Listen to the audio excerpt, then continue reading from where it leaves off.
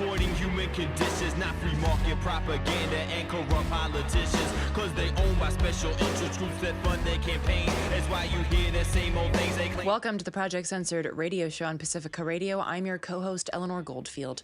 This week, news that didn't make the news from Palestine.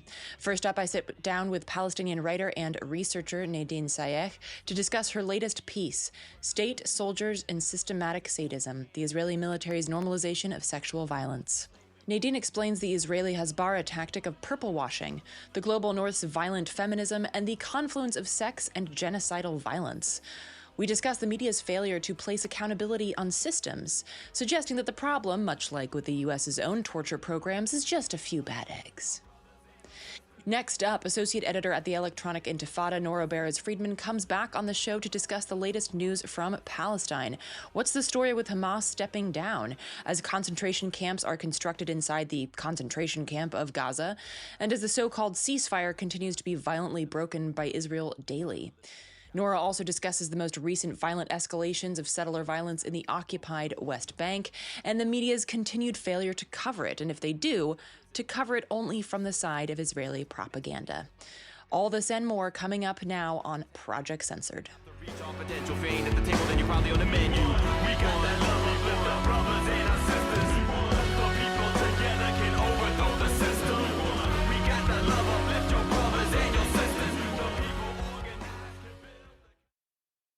Thanks, everyone, for joining us at the Project Censored radio show. I'm your co-host, Eleanor Goldfield.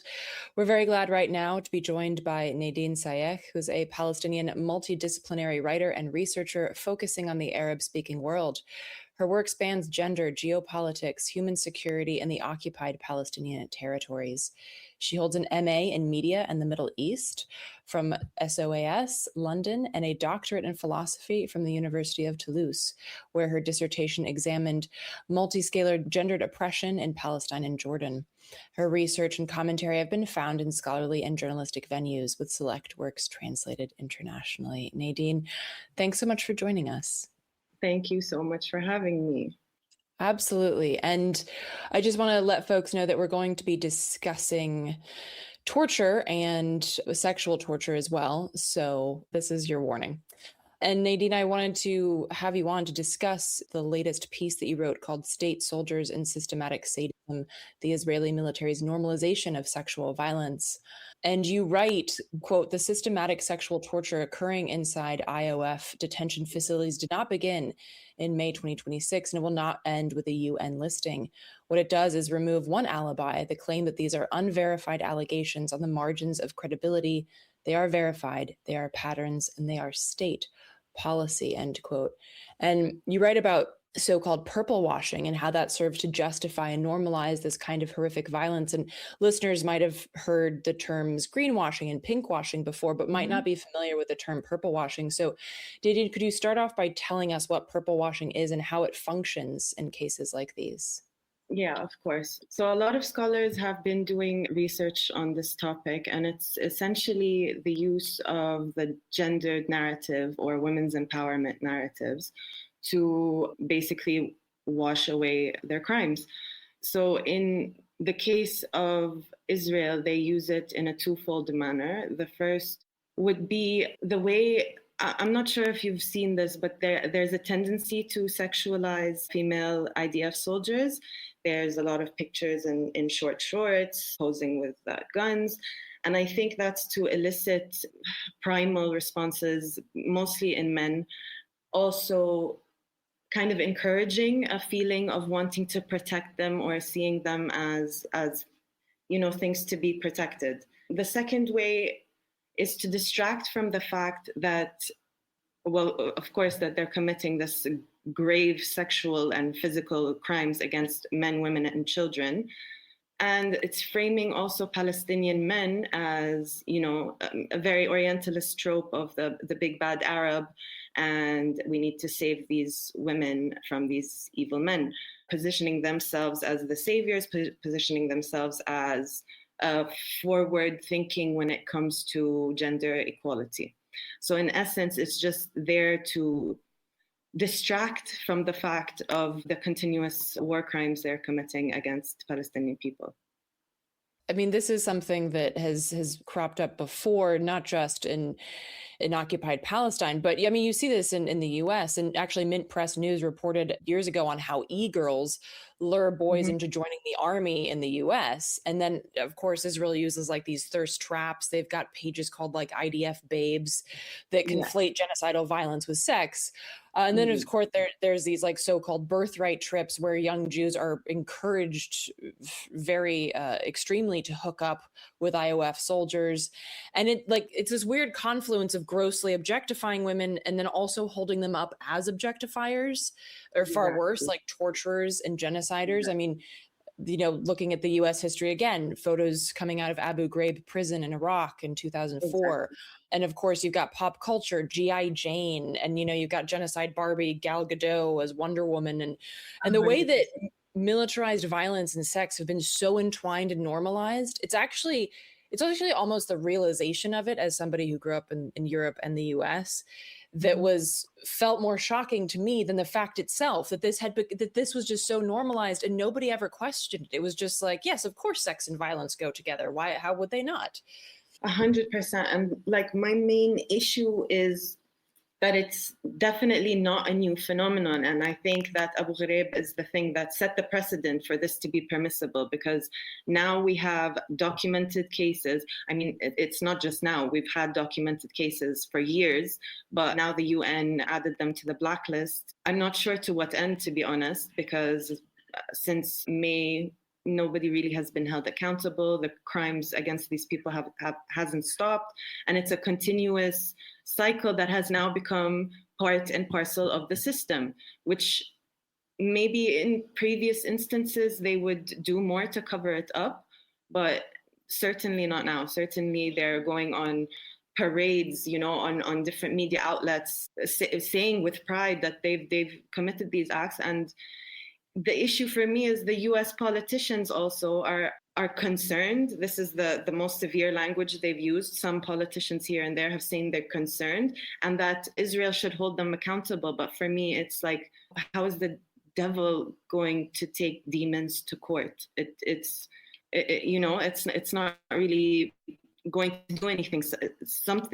One of these international bodies that we've created as a society to deal with these kind of issues, someone needs to intervene, because the scale is insane and the depravity of the torture itself has escalated to, it hurts me I when I was writing this piece, I cried for 2 days afterwards. I could not stop crying.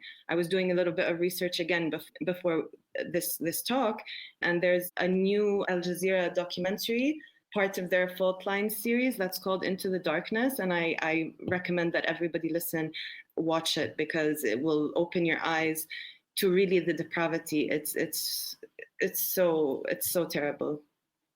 Yeah, it is. And I think, to your point, the purposeful looking away, particularly by media, and you mentioned this in your article, how, like, for instance, headlines sanitized the rape and torture to death of the Palestinian surgeon, Dr. Adnan al-Bursh, and saying he died in prison, as if like this is he just died of natural causes, or he slipped and tripped on something or something like that. And indeed, you see in the New York Times op-ed that like a lot of people have pointed to this recently and said, hey, the New York Times finally covered the systematic rape of Palestinian prisoners. But if you read the article, it's made very clear that these people are acting alone, and that Israel as a state entity should hold no responsibility for these actions, despite the fact that those who raped and tortured Palestinian prisoners to death have been celebrated on Israeli television, in the Knesset. And as you write in the piece, quote, by framing victims individually rather than as part of a systematic apparatus of state violence, media outlets obscure the structural, deliberate use of sexualized and gendered violence as a tool of occupation, end quote. And so I'm wondering if you could talk a little bit more about like how media has really promoted this idea that like, look, we shouldn't hold Israel accountable for just like clearly what are some bad eggs. Yeah, and I find that a bit bizarre, considering that the Israelis themselves have institutionalized this as policy. If you look at their Knesset videos, there's recordings of members of parliament openly saying that anything that they do, they use the term nukhba, which is the Arabic word for elite, which refers to the elite forces of Hamas. So when they have these Nukhba terrorists, anything is permitted. And it's been stated openly, they're allowed to do whatever they want to these people. And then we have this whole issue of how do we classify who's, it's just this framework that they use to justify against anyone, because there are cases of rape, of the confirmed cases from the UN, which is 31, even though we've had since just November, I think, that 330 reported cases, and that's not even including the bodies that were sent back from State Ayman to Gaza, and the inspections by Gazan physicians who have found perforated rectums, they have found internal bleeding, clear signs of torture. So at this point, when it comes to anything relating to Palestine, I have, not just myself, me and every other Arab person in this world, have completely lost faith in anything that was remotely credible, from the BBC to CNN. Nobody is reporting the truth on anything, which is, it's more than even adding insult to injury, because it just perpetuates. If you leave the public uneducated or uninformed about the crimes that are happening, there will be no outrage. There will be no moral outrage, which these crimes, moral outrage is the bare minimum that is justified, and they're obscuring all of these things, even in their, incidental reporting of, it's this one-off kind of thing, when the Israelis are telling you otherwise, from their own mouth, in their own language. How do we still have these different outlets reporting that it's individual cases? And speaking of this, actually, I had this piece ready, prepared, completely done in November last year. And I had tried to submit it to different outlets. I do have a very good relationship with the Institute of Palestine Studies. They do incredible work. But I was trying to find an outlet with maybe a wider reach, or an audience that might not know, or might not be as informed as the readers for the work of Institute of Palestine Studies.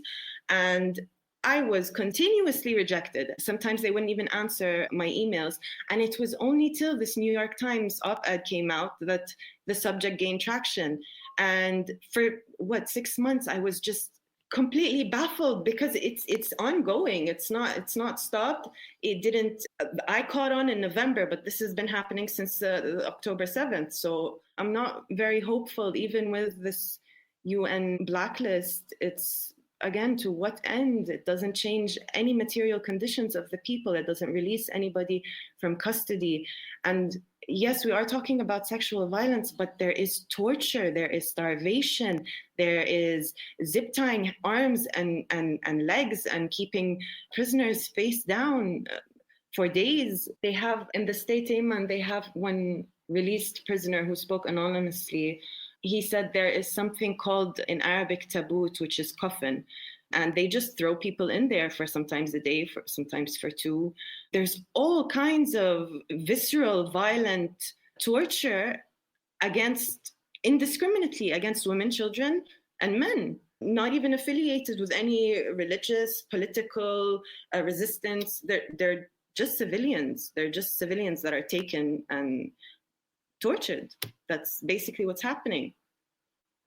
Yeah, and to be clear, even if they are quote unquote enemy combatants, you're not allowed to torture them either. Like, that was, that was one of the things that was brought up after Abu Ghraib, and it was brought up with the CIA torture program. Like, you're not supposed to do that, even if you can prove that they're enemy combatants. And of course, this always gets into a gray area with the US, because when you invade a country, people have the right to defend themselves against an invading force, but the US has never not invaded a country. So it gets really messy there for the US with regards to ever having cared about international law. But I want to look at the flip side of this too, because you still, to this day, the corporate media ran with stories of mass rape of Israeli women on October 7th, even though that story was debunked so thoroughly that if you still believe it today, then you probably also believe in flat earth. So there's the provable use of rape as torture and murder, by Israelis while attempting to fabricate stories of rape by Palestinians as an excuse to commit genocide. And these outlets have still not come out and apologized profusely for running with this fake story. And again, even in that New York Times op-ed, the right, I can't remember his name because he's too unimportant and irritating to remember, but he says like, oh, well, I think that the rape of Israelis is terrible, and I think that the rape of Palestinians, and it's like, but there's no evidence that Israelis were raped on October 7th. So what are you talking about? You're just making things up. And I mean, we could see the condition of the prisoners of war taken after the October 7th attacks, and we could see the conditions that they came out in. Everybody was well fed. There was no visible signs of any markings on their body. They were taken care of better than the population that was enduring and is still enduring genocide. So I don't know. I think I have lost all hope in any semblance of morality from institutions coming specifically from the US, but also I see it in the UK, I see it in other countries, and it's quite upsetting to me because these institutions have journalists in them, and journalists are supposed to be operating with integrity. They are supposed to be reporting. It is supposed to be a dignified job. It's supposed to be something of public service, the fourth estate. And for what? For what if you're going to be propaganda machines?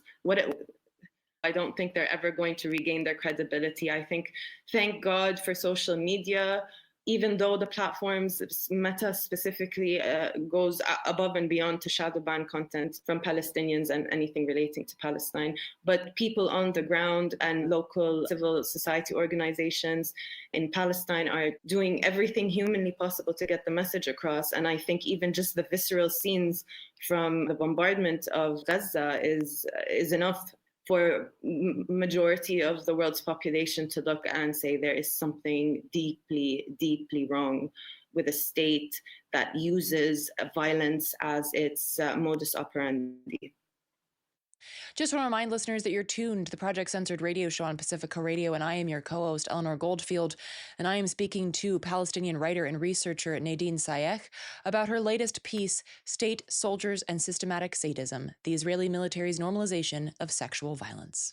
I wanted to ask you a little bit about that because you write about, quote, the inutility of international legal mechanisms. And we've talked on the show before about how bizarre it is to think that the entity that created Israel, namely the UN, would be the entity to dismantle it, right? And in the US, there's a saying, you can't tear down master's house with master's tools. And it feels to me that as a journalist and as an organizer that Palestine broke down this flimsy facade, the fragile myth of many things, but perhaps most importantly for us in the global north, it broke down the idea that we have structures of government and society that uphold human rights, freedom, and justice. We never did, and we still don't. And so then the question becomes, what does that mean for these so-called civilizations with liberty and justice for all? What does that say about our failures and now our responsibilities to hold these systems accountable? Because there's truly nothing in our systems to hold themselves accountable, right? They're not going to look in the mirror one day and be like, God, I'm terrible. So I'm curious to hear your thoughts, Nadine, on what does that actually look like? What kind of international mechanisms, or what kind of mechanisms in general would you like to see that would actually precipitate accountability? Well, I mean, we have the institutions there. The frameworks are there. They exist. They just need to be implemented. And that's where we have a problem, because I don't really know we can see mass protests across the world. We've seen it to be one of the most biggest unifying factors across the globe in recent history. And I think the people in power need to address this, because not just the people in power. I'm just going to leave them to the side for 1 second and talk about the populations in the global north. And I need them to understand the concept roughly of the imperial boomerang. Whatever is happening to us here now will happen to you eventually. This is not a question. They are using us as a laboratory to test the most violent, to see how much they can get away with. And we can see this already happening with the NYPD, who are trained by the IDF. We can see this with ICE, who are trained by the IDF. It's going to continue. They are battle testing weapons on Gaza and south of Lebanon. They are battle testing weapons to be used in future war against other populations in the future. So I think everybody should be very wary, not just because a miscellaneous group of people somewhere in the world are being hurt, but the planet as a whole. The system that we are deluded into thinking that we live in, where there's such a thing as human rights, it's being eroded. And I really think people should take precautions by defending where it's being tested, by doing everything humanly possible, if not for the Palestinians, then for themselves in the future. And I think a lot of people have realized that the ICC and the ICJ and the UN have lost credibility. So for me, the only solution is the neighboring countries in the region, which again are in a US chokehold. So, you know, I don't want to be a pessimist, but from where I stand, I've been writing about this for the last decade, if not more. I am Palestinian. I am not allowed to enter my country. It's just my life. And I've been trying to find hopes in external institutions. So far, it has failed. The only thing that has really done anything for us is the resistance movements. And I think the reason that it didn't quite make the changes that we had hoped for was because of a lack of support. I have faith in people. I have faith in people across the world. I have faith that this is resonating with them. And I have faith that they know how to deal with their own governments. They know what works. Organizers know what works. And I just hope that this is not something that fades into the background of their memory, that it's just another thing that happened to the Arab world and will be okay. I hope the images of torn children's body parts will stay in the collective conscious until something changes. Yeah, and I think there's definitely, you're talking in the article about normalizing the torture and the rape in these prisons, but I think that there's obviously the larger issue of normalizing all of it, that people now normalize scrolling past these horrific images and news out of Gaza, but also now Lebanon and Iran and, Venezuela. And like, it just becomes almost like a trauma porn that is meted out, and people become kind of numb to it. And it's so important that we don't. And I, to your point about governments, I recall a friend of mine who's been on the show several times, Matthew Ho. He's a former State Department, worked at the State Department, was a Marine. And at the time that I was organizing against the Second Iraq War, he was in the State Department. Our lives found each other after the fact. But he said, I once I became like a veteran for peace, people would ask me, like, what did you guys think about the protests that were happening against the Iraq War? Millions of people. And he's like, oh, we didn't. Nobody talked about it. Nobody cared. And so for me, especially as an organizer, I feel like at this point, trying to reach those people, they already know. They're well aware of what's going on. They have all of the intel. They're not confused, So trying to get them to see it is a waste of time. The more powerful organizing happens when you target economic institutions, when you target institutions that move the war machine, right? Not targeting people's consciences, because I think we should just really be operating on the idea that they don't have one, and that they're well aware of what's going on, and they're well aware of the horrors that are meted out on their watch. And I just wanted to wrap up here with a question that kind of circles us back to your work on gender, and another trope that I've been hearing since after 9/11, since the US invaded Afghanistan and then later Iraq, was we have to go save the women, as if you could save someone by bombing their home place, and B, as if the US is some kind of... We don't need saving. We don't need, we're fine. We're good. As an Arab woman, we're good. We're good. That's all I have to say on that, because like, it's crazy. It's absolutely crazy to me that in any person's logical mind that makes sense. Like, removing autonomy of people who make choices according to their culture just makes no sense. And I really hope that people don't fall for that anymore, because that's just, come on, man. Like, come on. I mean, and this is the thing that I find important to highlight, is that it's as if the US is some kind of beacon of feminism. Yeah. I mean, no one, like, in the US. Actually, 0 people in the Epstein files have been arrested. 0. People are constantly going and talking about rape and sexual assault, and the US does not care. And so I think that's the other thing. It's like there's still this idea that, that when it comes to feminism, the West is up here and the Arab world and Latin America are down here. And it's like the lived experiences of women are in stark contrast to this propaganda campaign that suggests that so-called Western feminism is totally where it's at. And the fact that Western feminism as a school of thought completely excludes the rights, it's complicit at this point, because if none of these organizations blinked an eye from all of these reports of sexual torture, then also I think a lot of Arab women are now resentful to that kind of thought. They don't even want to identify as feminists, because it's brought nothing positive to us. It made no changes. And actually, I just want to add one last thing about this specifically, that part of my dissertation research is looking at all these laws that are so-called oppressive to women here. And if you look at the origin of all of these laws, they come from colonial inheritance.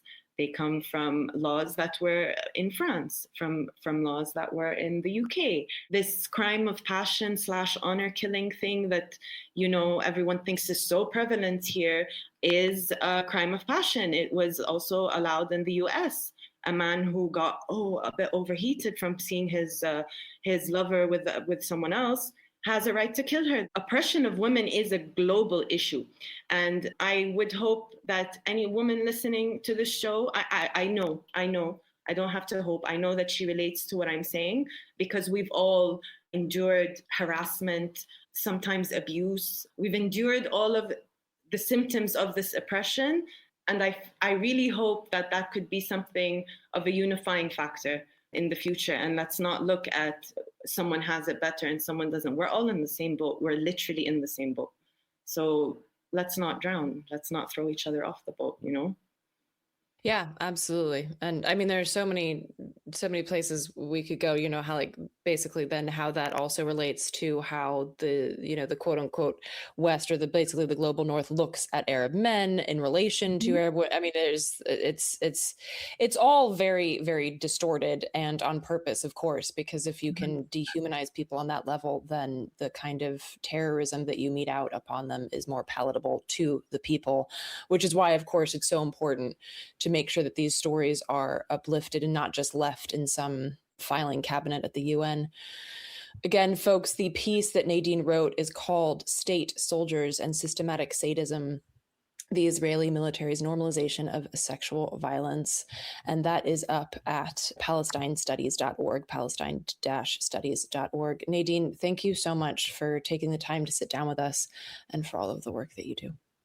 Thank you so much for having me and for letting me discuss this in an open way. I really appreciate you letting me on this platform to speak from this perspective, really.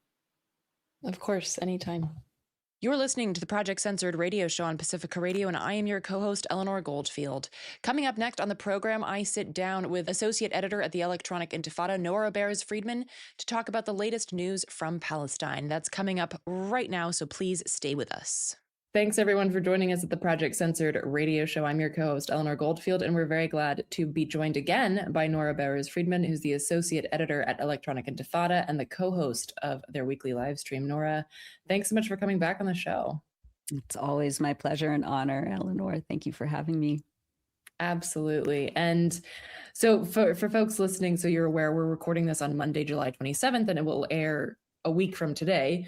So if things happen that shift this story, I'm sorry, I don't have a crystal ball. But starting off here, back on July 6th, Hamas announced that it would be stepping down from governing Gaza. And Hamas spokesman Hazem Qassem told AFP that the group took the decision to relinquish charge, quote, in order to remove any pretexts for the occupation, which continues its aggression and war of extermination, end quote. And of course, the question or statement here is Israel was terrorizing Gaza long before Hamas was even formed. And the idea that this will somehow pacify them seems absurd.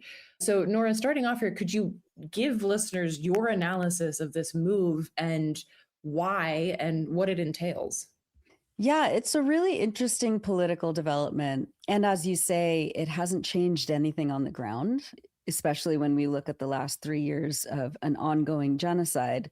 Israel has made every excuse and, justification for this genocide, saying, blaming it all on this political party and the armed factions associated with it and other parties as well.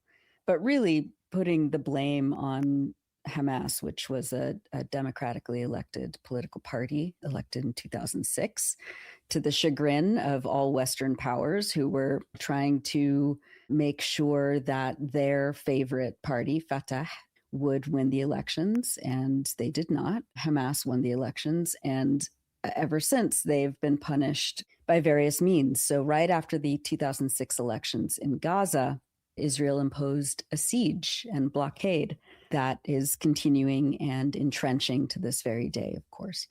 And Hamas has always said, it wants to transition out of this kind of technocratic political structure, especially, as a way to kind of hold Israel and the US's feet to the fire here when they say, Hamas must be dismantled and, it can't be allowed to govern Gaza anymore. Hamas is like, fine, we're going to dismantle our emergency committee that was put in place. And we are, open, as we have said since the beginning of this fraudulent ceasefire in October 2025, we're open to this other, formation politically that will lead to the end of the siege and the genocide and the occupation of Gaza. Hamas has confirmed everything that they said that they would do. They have not resisted militarily since October 2025. They have conceded now political, some forms of political power in terms of the governing structure in Gaza. And yet, of course, Israel has not stopped the siege. Israel has not come through with any of these, supposed commitments that it made in October. Gaza is being bombed continuously, incessantly. They are taking more and more land. The theft of land in Gaza is now nearly 70%. People are being squeezed continuously. There is little to no humanitarian aid. The hospitals are still being targeted. Medicines, medications, basic medical supplies, equipment are still not being let in. These were all guaranteed under the terms of the so-called ceasefire, and Israel has not made any even goodwill gestures. They've just expanded and violated the ceasefire on an hourly basis in Gaza ever since. And so this was, Hamas declaring a few weeks ago that it would sort of dismantle its emergency government committee and allow in for, under the Trump's, Board of Peace colonial fantasy, that they would welcome the Palestinian, governing bodies that were vetted and accepted under the terms of the so-called Board of Peace into Gaza to help run Gaza. Of course, none of that has happened. Israel and the US are continuing to squeeze Palestinians, are continuing to assassinate civil police officers, are continuing to assassinate, civil defense personnel, rescuers. They're continuing to target rescuers and ambulances and fire services and any sort of security personnel that are helping to coordinate the entry of the little humanitarian aid that comes in. So there have been literally thousands of violations since the October 2025 so-called ceasefire. We need a new word to describe exactly what this thing is, because it's not a ceasefire, it's a continuous fire.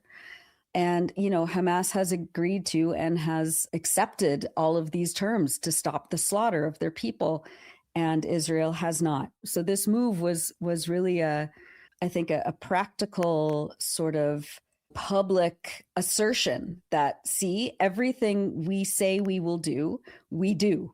And everything that Israel agrees to is consistently violated. And yet the world just keeps letting this genocide go on. And it is just, there are no words to describe how horrific it continues to be. And do you think that they actually will follow through with this? Or is it basically to say, like, hey, here's what we were going to do, but if you're not going to do, like, we're not going to do the thing if you're not going to do the thing? Yeah, I mean, it remains to be seen. Really, it's not up to Palestinians to try and appeal to the morality of the occupiers. It is the responsibility of the West to rein in and punish Israel as a genocider, occupier, apartheid state to stop this slaughter. And, Palestinians have done everything they can, and still the world is not holding up its end of the bargain. Palestinians will liberate themselves. They don't need, help liberating themselves. They're not appealing to the world to come to their salvation because they are incapable of doing it themselves. They're appealing to the world to make the slaughter stop. And so it remains to be seen what happens next. Yeah, I mean, I'm reminded of Rafat al-Hariri said, what a ceasefire with Israel means is that we cease and they keep firing. Yeah, that's it. I wanted to dig more into, quote unquote plans, because you mentioned the Orwellian Board of Peace. And exactly a year ago, almost, I think it was early July, Haaretz actually ran the headline, Israel wants to build the most moral concentration camp in the world. Because this is unironically, yeah. Yeah, no, like, yeah.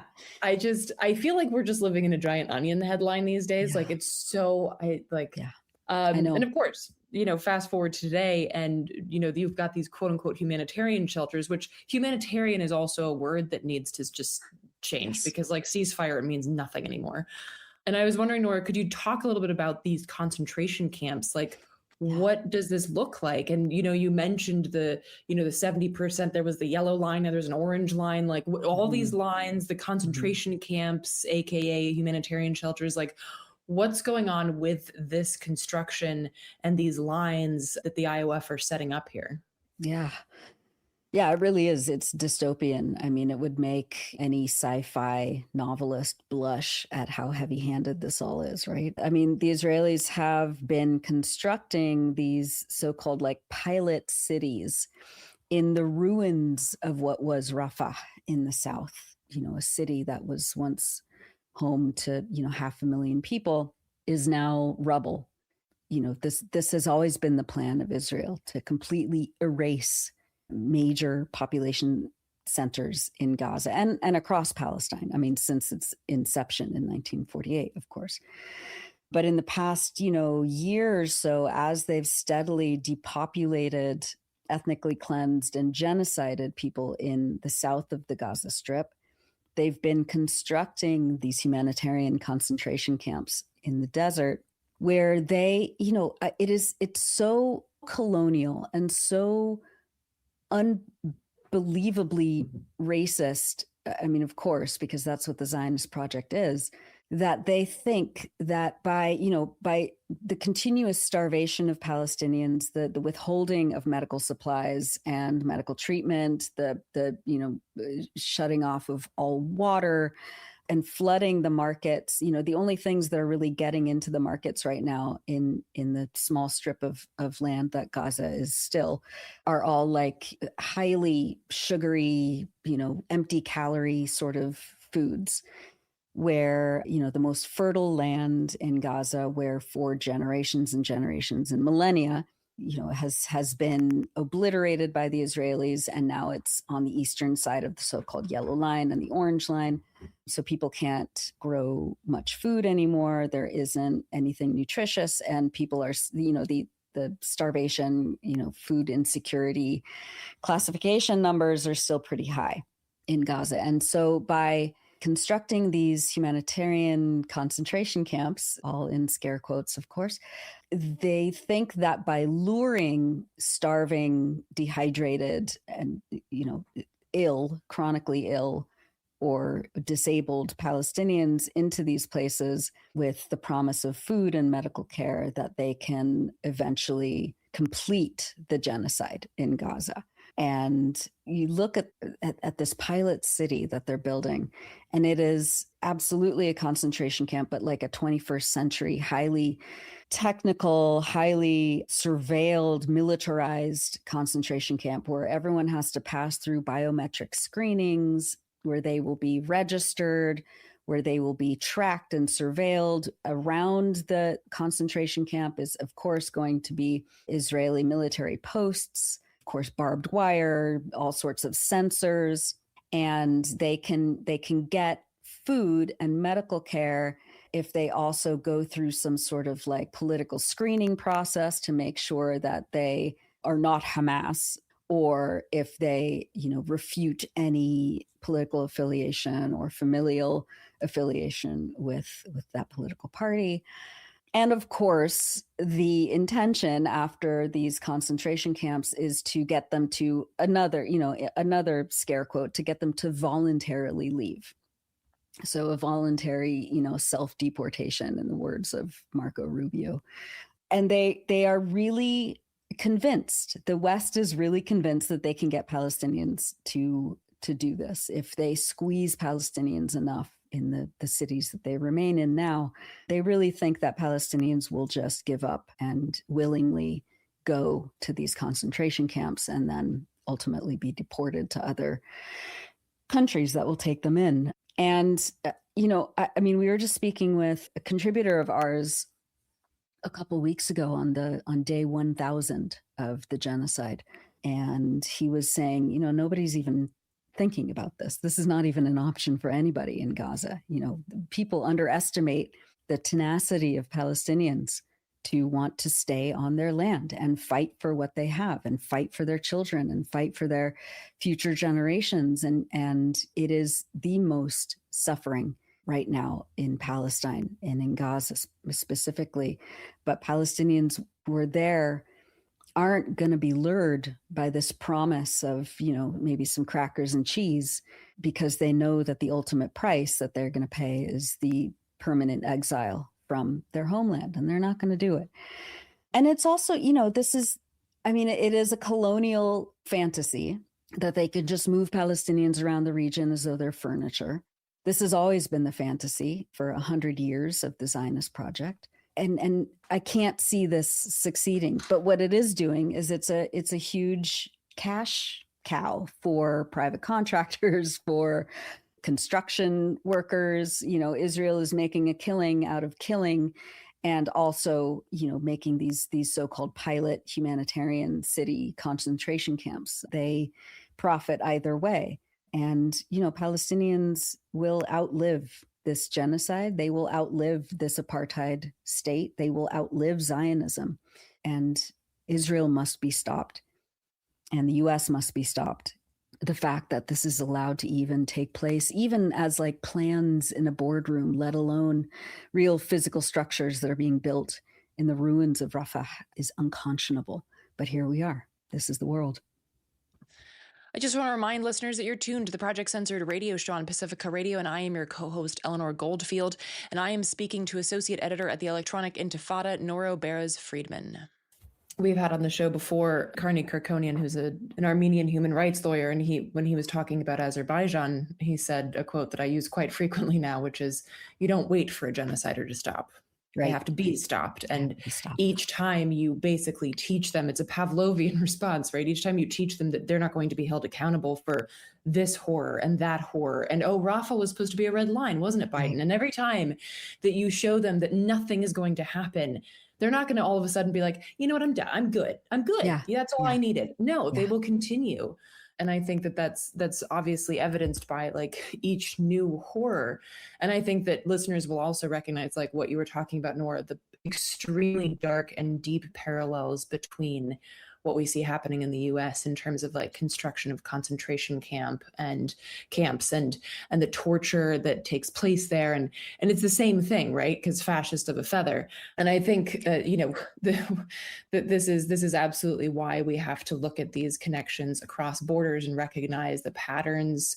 This was done to the indigenous people of the US as well, to starve them and then try to lure them to forts in order to, promise them food and then kidnap them essentially. So it's vital to recognize these patterns, because only once you stop the cycle can you actually stop the terrorism that these states mete out. And I mean, understandably, we've been focusing on Gaza because basically no corporate media does anymore, even though they weren't doing much of it anyway. But they focus even less on the West Bank, the occupied West Bank. And I wanted to highlight a little bit what's going on there, especially because I covered this last week on the news that didn't make the news, that Israeli settlers and troops killed 4 Palestinians during an attack on a village in the occupied West Bank on Friday. 1 settler and 1 IOF soldier were also killed. And for this, Israel then announced and started basically pogroms, what they called a series of military operations, including house demolitions, weapons raids, revocation of work permits, and obviously just extreme violence. And I was wondering if you could talk a little bit about this, because as little attention as Gaza gets, I mean, there are huge swaths of corporate media that you could do a search and never find the words West Bank anywhere in their coverage. So I was wondering if you could bring listeners up to speed on what's going on there. And again, understanding that we're recording this on Monday, July 27th. Yeah. I mean, this past weekend it was just an avalanche of one horrific story after the next, whether it was Gaza, I mean, people being killed as they are every day in Gaza by drone strikes and artillery shelling and Israeli snipers shooting into the tents of displaced families, or whether it was these settler pogroms that were expanded. I mean, these are not new, of course, especially in the last 3 years since the genocide on Gaza began. The pogroms in the West Bank have been accelerating and expanding. And, just about a week ago, before even, the pogroms of last weekend, the United Nations Human Rights Office estimated that at least 6 settler attacks, so pogroms, per day are being recorded in the West Bank in various forms. I mean, we're talking about these settlers who descend on a village in the middle of the night and set houses on fire with people sleeping inside them. There have been a rash of arson attacks on mosques in the last few months. Of course, there's never any coverage of that. And attacks on ambulances and children on their way to school, and villagers trying to, harvest their crops, and just people, walking to work or playing with their kids. And these settlers have been emboldened by the Israeli political leadership. I mean, they were already emboldened for decades and decades, because again, this is not just a Netanyahu or Likud party symptom. This is the disease of Zionism. This is every single Israeli government administration since the beginning of the state of Israel. They have, endorsed and facilitated and encouraged the policy of Israelis to take Palestinians' land. That has been the overarching modus operandi of the Zionist entity and colonial project. But in the last few months, these attacks have accelerated, and they've been, these settlers are literally given machine guns by Itamar Ben-Gvir, the national security minister, who is a fanatic settler. He is, he's also a war crimes fugitive. But again, he can kind of come and go to New York City as he pleases. And he has literally handed out machine guns to fanatic Israeli settlers all over the occupied West Bank to terrorize Palestinians in their homes, on their lands, in their schools, at their workplaces. And when a Palestinian dares to fight back or resist, like what happened in a little village near Khalil, Hebron, in the southern occupied West Bank a few days ago, what happened was there was a pogrom happened. These settlers came and descended on this village, started attacking and opening fire on Palestinians. They were supported by the Israeli military.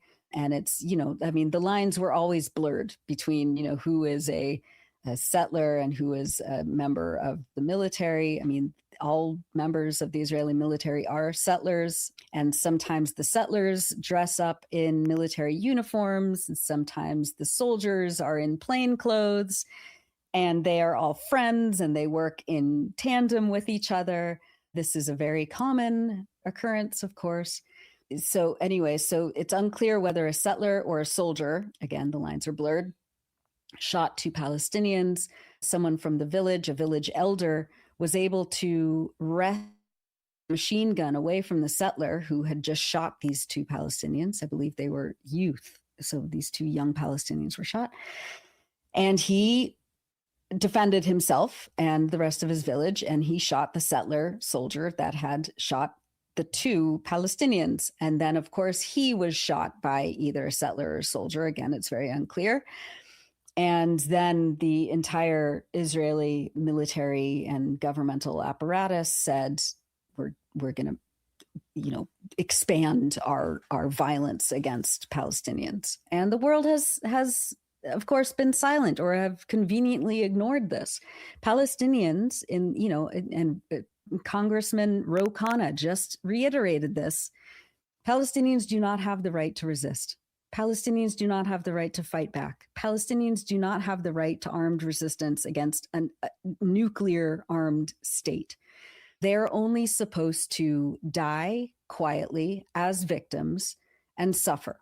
That's all they're supposed to do. And if they dare to fight back, then that's when, the entire world will be, oh my God, they're terrorists and they're savages. And look at them, they deserve to be wiped out.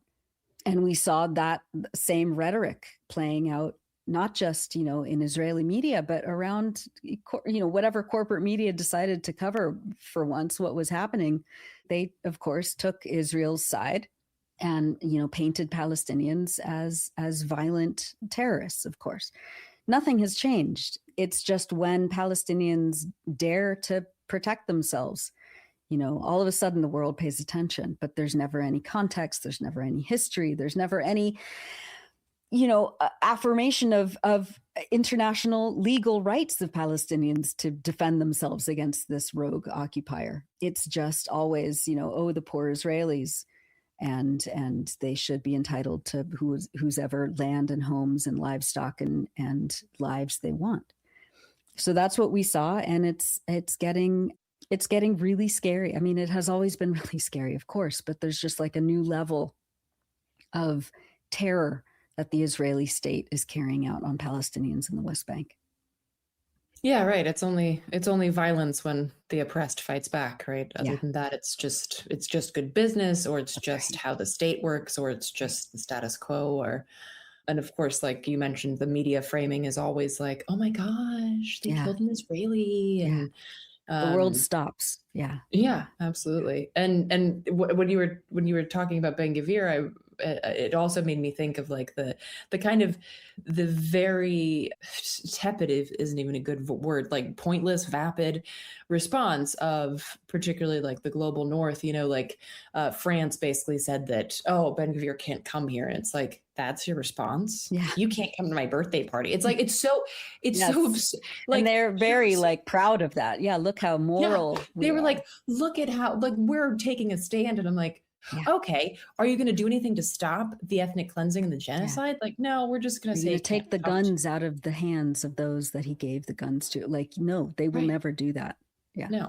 but then they get to stand on a podium and talk about how great they are, which is basically, in a nutshell, that's how the global North works. And, in the US, that's how the Democrats work. Like, look how good we are. We said a thing. Yeah. So, Nora, I mean, obviously, folks, if you're not already familiar with the work that Electronic Intifada does, it's remarkable, it's important, it's vital. It is really uplifting the voices of Palestinians. It is not speaking for them. It is not trying to twist or contort anything. It is literally uplifting their voices because nobody knows what they're going through better than they do. Yeah. And in a media landscape where they're constantly silenced and contorted, it's the work that y'all do is vital.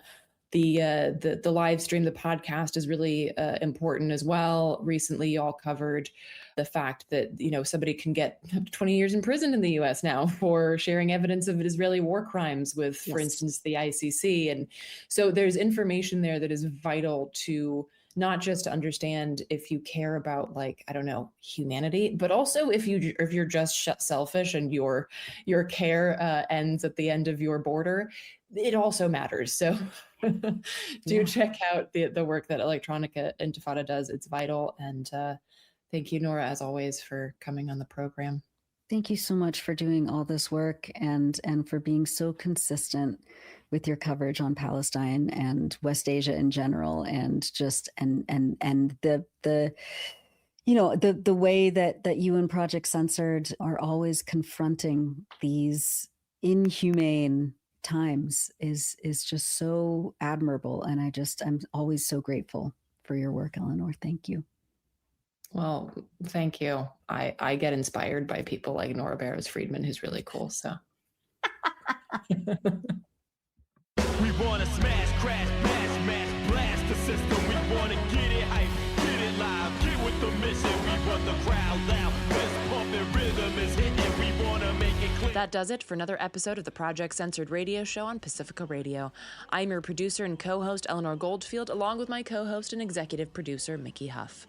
For more information about all the things that the project does, from the classroom to the radio waves, please check out projectcensored.org. I'd also like to remind listeners that the views and opinions expressed on this program are those of the guests and hosts and do not necessarily reflect the official policy or position of Project Censored. This broadcast is intended for educational purposes as part of our mission to promote critical media literacy, independent journalism, and civic engagement. We aim to foster thoughtful dialogue and encourage listeners to think critically about the information that they receive from all media sources. Project Censored is a 501c3 nonprofit organization and does not endorse or oppose any candidate for public office. We have a lot of tools, resources, and information over at our website. Again, that's projectcensored.org. Please also follow us on social media at Project Censored. As always, thank you so much for listening, and we'll see you next time. Unthinkable crimes perpetrated by the criminal minds, political ties, habitualized alibis, disguised under the guise of democracy, politics, and the apocalypse. Got the skies looking ominous. So the ocean burned bright with waves full of poison. Genocide wars fought for little boys, and the weapons manufactured paid for by taxing while the bridges and the levees and the mines collapsing. All the prisons build the capacity citizens. Hypnotized by the master thief, combine and conquer, steal a masterpiece. Open your eyes and realize what's happening. Time's running out to reach all potential. If you ain't at the table, then you're probably on the menu. We got that love, we lift our brothers and our sisters. Together can overthrow the system. We got the love, uplift your brothers and your sisters. The people organized can build the kind of future we want. Smash, crash, mash, blast the system. We want to get it hype, get it live, get with the mission we want. Visionary civil rights lawyer and founder of the Equal Justice Initiative, Bryan Stevenson.